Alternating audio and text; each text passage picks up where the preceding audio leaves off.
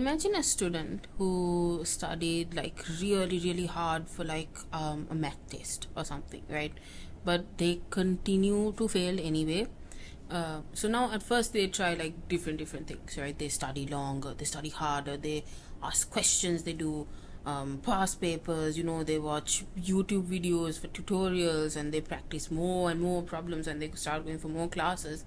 But then they just continue to fail over and over again, and then they start thinking, maybe I'm just like really bad at math, because no matter what I do, it just doesn't work. But then eventually, right, something changes, like a switch, right? They get a better teacher, and then the material just becomes so much more easier, like they understand things so much better, and they finally have enough of support to actually succeed.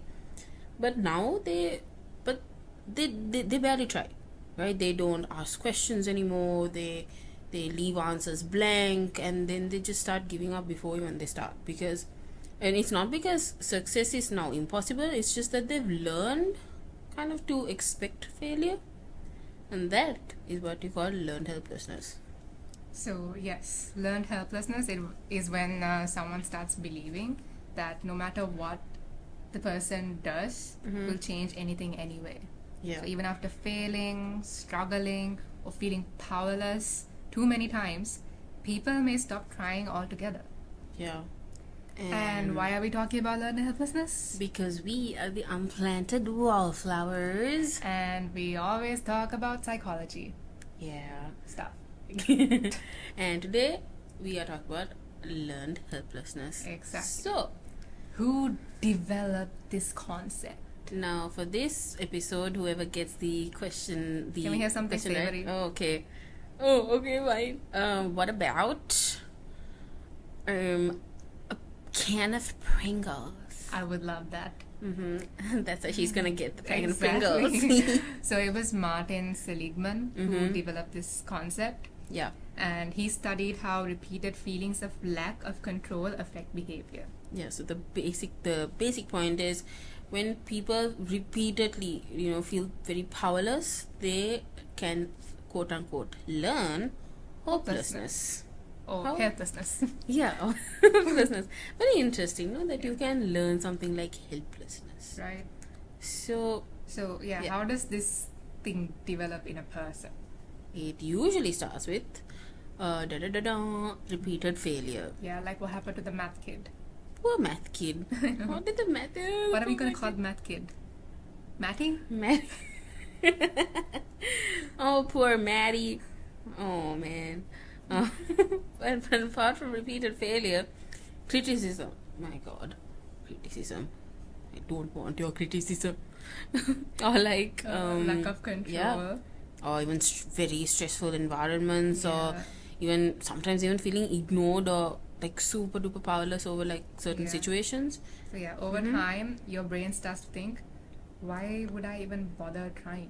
Yeah, It won't work anyway. yeah. Nothing changes. Yeah. Isn't that so sad? I know, right? So let's see how learned helplessness looks like in real life. Right now, for us, of course, as students, a school environment or like a university environment, basically a learning environment, right? So let's say a student now. Let's go to Yeah, Matty. Matty. Poor Matty. He eventually just stopped trying. He failed like a few tests, and he just decided, oh, I'm just like really stupid. Poor Matty. Yeah. So, for example, like, giving up before even opening the textbook because your brain already decided that, you've lost that battle. That is what it looks like in school life. Yeah. But do we feel this when we are in Althea? No. Exactly. We do not. It's a very hopeful place here. I know. I've never felt helpless in terms of Yeah. studying this degree here at Althea. Thank you, Althea. Yay! And then another place where you experience learned helplessness, or you again learned helplessness, is in, drumroll please, Relationship. let's go. Oh, So Lord. yeah, my God, sometimes people, they stay in unhealthy relationships because they think that nothing will improve. So instead of going the whole, the Wattpad route of, oh, I can fix him. No, this is like nothing's ever just going to get fixed. And you just stay there, I know. rotting. And then, sometimes you feel like your needs will never matter. Like, girl, what are you doing? I know, just leave up and leave. Yeah. Or boy, I don't know. I don't know. Or like, stopping whatever communication that you had because, they won't listen anyway. Like, that's not supposed to be normal. I know, communication is what makes a relationship healthy. Exactly, because, the whole concept of there's no point. When you want to speak up, like, that's not nice. It's not nice and it doesn't work. Like, look, learned helplessness can be common, but let's not normalize that. Yes, please. Because now in situations where you're at work, right, you feel trapped by whatever toxic job you have, by your toxic boss, always bossing you around. Bestie, I'm just gonna hold you on your shoulder and be like, please resign. I love how she's not even like holding her hand when she's saying this, like holding your shoulder and telling you to resign. I can't hold hands with Ben. Yeah, she can't. But that's okay. She can hold my hand. And we're holding hands. Or, thinking whatever effort that you put into something, it will never ever get rewarded. But you still work at it. That's just sad. I know, right? Or when you become emotionally disconnected from work itself, like, oh my god, honey, baby cakes, resign. Leave up and leave. I promise you, you know what? We'll help you find a job. I know. Okay, we'll help you. It's not like we have jobs ourselves. We don't, but we'll give you the encouragement. Yeah. Because it's like, where you do the bare minimum because your brain just like gave up emotionally like 3 minutes ago. Oh my god. Okay. So now in all of this, there comes mental health. Mental health? Mental health. Oh my god. Because it's very strongly connected, like learned helplessness is very strongly connected to like feelings of hopelessness. Because it contributes to things like low motivation, Anxiety, depression symptoms, emotional exhaustion, oh my god, you name it. because it like your brain, it just automatically it starts to like believe like nothing I do matter, like I don't matter. You don't want to be another Matty. You don't want to be a poor Matty. Matty must be wondering why are we like hating him on. I'm sorry if there's a Matty like listening to this. We're very sorry. I know, if you are going through some learned helplessness, this podcast is there for you. Yeah. Yeah, good luck, Matty. Anyways, childhood. Oh, So, my kinder. What am I saying? What am I saying? Anyways, learned helplessness has like a connection with childhood as well. yeah, like some examples could be like, this child could be criticized constantly, or they could be brought up in environments that are strict with no control. Yeah. They could even be ignored emotionally, or they could even, grow up feeling like their opinions never mattered. I think I sort of relate to that. I think we've all experienced it at some point in our lives, unfortunately. And So like these children who go through learned helplessness, like beginning in the childhood, they may grow into adults who struggle to believe that they have never had that they have control over their lives. And then comes society. Ew. So yeah, sometimes systems and society can make people feel powerless too. Yeah, like financially. Oh my god, don't we all have our struggles there? Like you Right. feel stuck financially, and then there's academic pressure, and then there's Workplace exploitation. oh good lord, and social inequality. It's like you're told work harder and everything will just like magically improve. Like no, this is not like fairy wonderland. I know. Okay, it's Like this really needs to be talked about a lot though, like because even in political situations also, Yeah. like people don't vote because they think this society can never reform, and they just don't vote. and everything is just hanging on by Yeah. a tiny thread. I know, oh my god.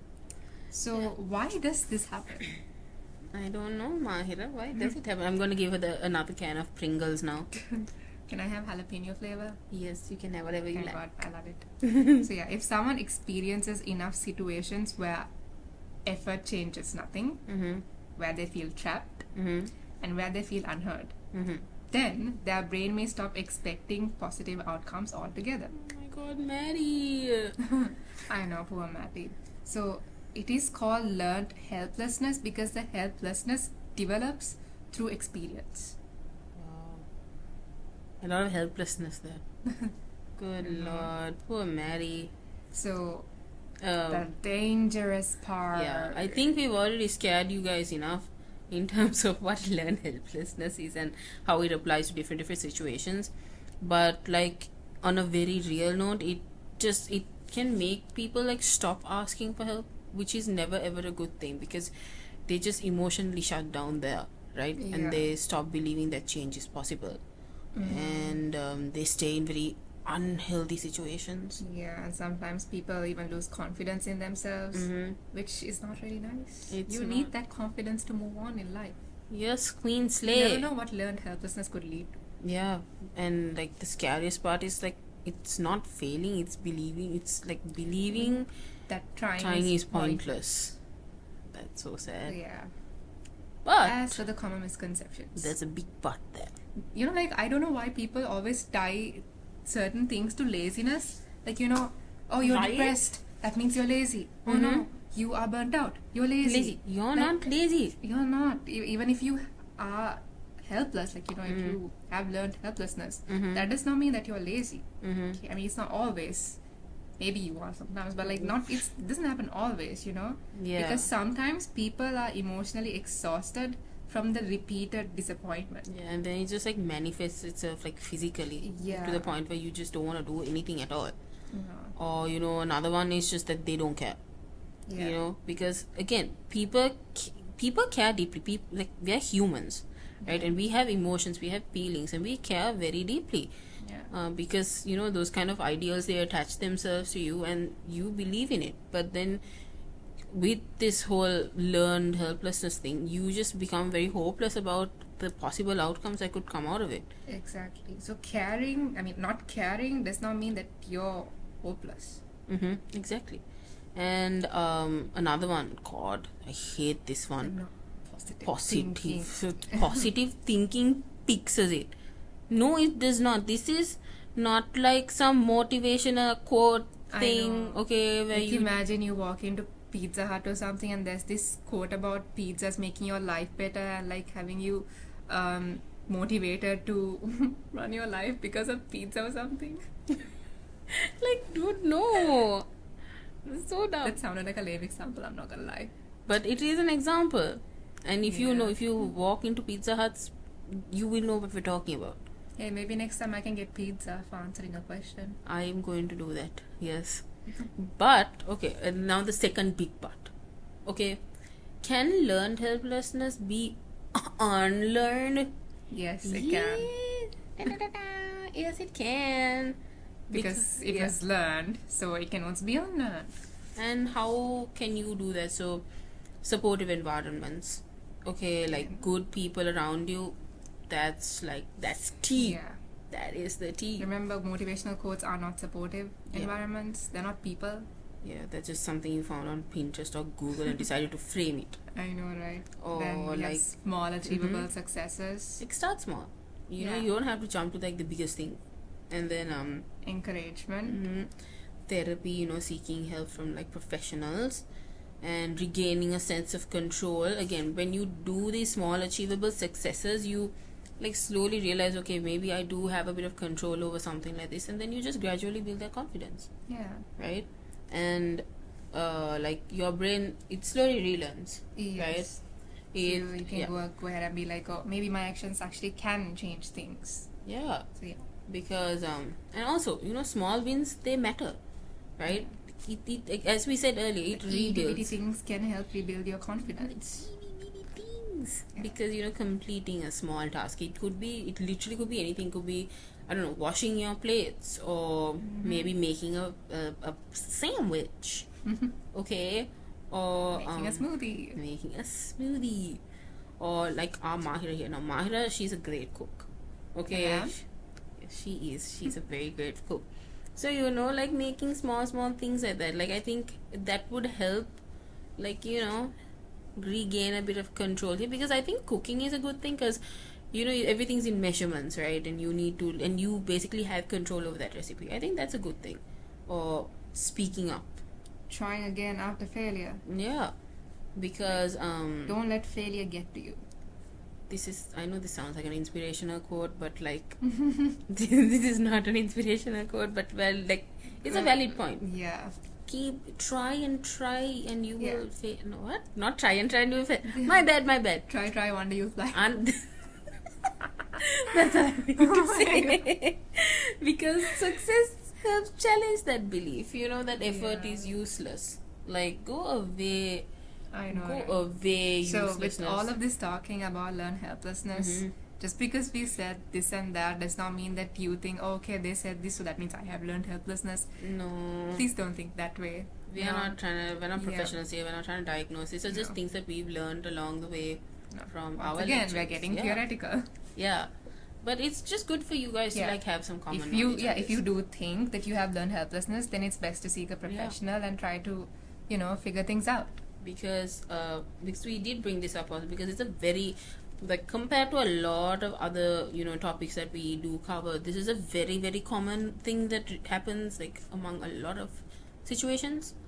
So yeah. Alrighty, now we have a very special guest with us here today.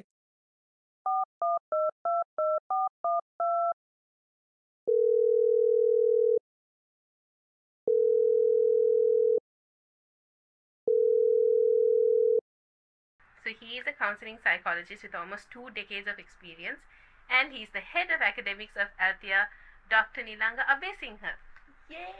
Hey. How are you, sir? Doing very well. So Very That's nice. great to hear. Okay, Mahi will. Okay, so Kick it we'll off. get right into the questions. The first question that we have for you is, at what point does learned helplessness stop looking like laziness and start looking like exhaustion? well, it depends on where you and when you start paying attention to it. Most of the time, people will look at it as laziness, especially when you're looking at it from an external perspective or as an outsider. But the moment you take responsibility to, take responsibility to as to why am I not doing certain things, why am I not taking charge of my life or taking the responsibility of making the changes, it becomes something that is terrifying you. Is it even worth it taking this step? And at that point, you start realizing, well, it's not laziness, it's something more than that, definitely. Yeah, that actually makes sense. Okay, the next question is, how do repeated academic, social, or personal failures shape a student's belief in their own abilities? You mentioned 3 areas. Yeah. And- In brief, sir. Well, no matter what the area is, if you continuously get feedback that tells you no matter what you do, things are not going to change, it gets registered in a way that, you realize, well, there's no point of making an effort. There's no point of trying to change things because things will always be the same. So you keep on getting the same result, which is not related to the effort that you've been putting on.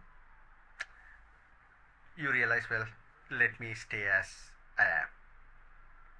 Wow. Yeah. How would you put that in a driver's license perspective? It's a automated vehicle. Don't try to drive. Wow. I'm not going to drive. I'm revoking my driver's license. Same. because your vehicle is already taking its course, and you think there's nothing you can do, Yeah. but the reality is you can. But I mean, for that belief to kick in, you might have to you might have to do several other things for it to really take effect. Like, you realize, well, I can hit the brake sometimes, I can turn the wheel sometimes. It's not necessarily automated. Yeah, That makes a lot of sense. Next question. yes, the next question. What toxic phrases did you hear growing up that still affect the way you see yourself today? Well, maybe don't do that, or don't do that in a, like, in a very harsh way probably, or like, maybe that's stupid. uh, like as a crewmate, and you would used to use the word, all right, codgers. It's funny sometimes, but codgers who can do anything right, which is generalized in good it just put, and now when I think about it, you can take it in a very funny way, but maybe if you keep on hearing that continuously, you realize, if whatever I'm doing is stupid, why on earth should I put an effort into it? Yeah, it adds like layers and layers, Layers of and layers. helplessness. It's like an onion. It is It's like like an onion that you keep building from the inside. Or basically like a tree with the layers of bark. That's a much better example. Yeah. Okay. Next question. What are some things society has normalized that actually encourage helplessness rather than growth? I think one thing, at least in our context, is when people are encouraged not to make mistakes and to just go with the flow. Even when they realize, well, whatever that's happening is unfair, that's not right, but still, challenging authority is not going to make a difference. When that happens, the society has, or keeps on telling us that, like, just go with the flow and just do nothing, you're safe. Because you try to make changes and something goes wrong, it's all on you. And so in a way, the culture of shyness, shame, plays a significant role in, like, people not taking chances. So that's basically like stigma, right? Stigma can be, like, strong part of this process of stopping people from taking chances and, like, making a difference to your own life. So yeah, the last question. Yeah, why do some people keep trying after failure while others stop altogether? Brilliant question in terms of making change possible. What allows us to make a change in your life or in my life or in someone's life is if I think whatever I do makes sense, whatever I do is worth it. So if someone realizes, okay, I can make certain small changes at least, and there is some positive feedback in taking me in the direction that I want to, then you would make those changes. You would make an effort to make those changes and take maybe small steps.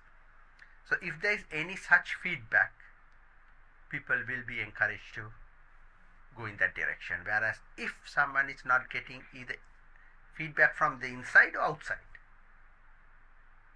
if you have a friend or a mentor who would say, why don't you do that, or make some changes to your life, well, that will help. In the meantime, if that person can be within you, if you take responsibility, okay, like, things have always gone wrong, and I've had, like, horrible adults and friends as while I was growing up, but now they're not here. They're not here. I mean, it's like they change the dog to the second cage, and they realize, well, in this cage there's a wooden platform that I can get onto. So if that knowledge comes in, then you also the responsibility of it's my duty to walk towards that. If that thinking can be help generated, then of course, yeah, people will make changes. So I think, like, with all the work that you do, if that message can be given, it should make certain changes in certain people's lives at least. Very motivational. You have such a nice way with words. Yeah. So Well, that brings us to the end of this interview. But thank you so much, sir, for agreeing to do this. We're very grateful. And thank you for taking the It was time out nice. of your very busy schedule. Yes. To do this. I enjoyed it, and hopefully it will be of some use. It will.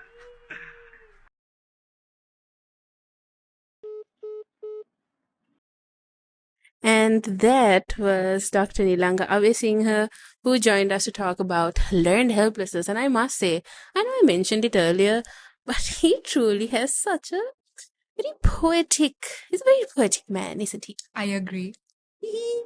Yay! So we've finally come towards the end of our podcast episode. If you all are happy about it and if you all are cheering about it, I'm very sad. Same. Okay. I'm crying in a corner now. You can't hear me sniffle, but you will in your dreams. That Oh. sounds creepy. Anyways, so yes, to sum it up, learned helplessness happens when people begin believing that they have no control over their outcomes. Oh no. And as we discussed earlier, it affects so many parts of you as a person, your motivation, your confidence, your well-being. I know. But helplessness is not permanent. Yeah. So, yes, to top it all off, the cherry on top Oh. for this episode, Oh. sometimes the hardest part is not failing, it's convincing yourself that trying again is still worth it. That was the juiciest cherry ever. I love that. And just like that, we wallflowers are out.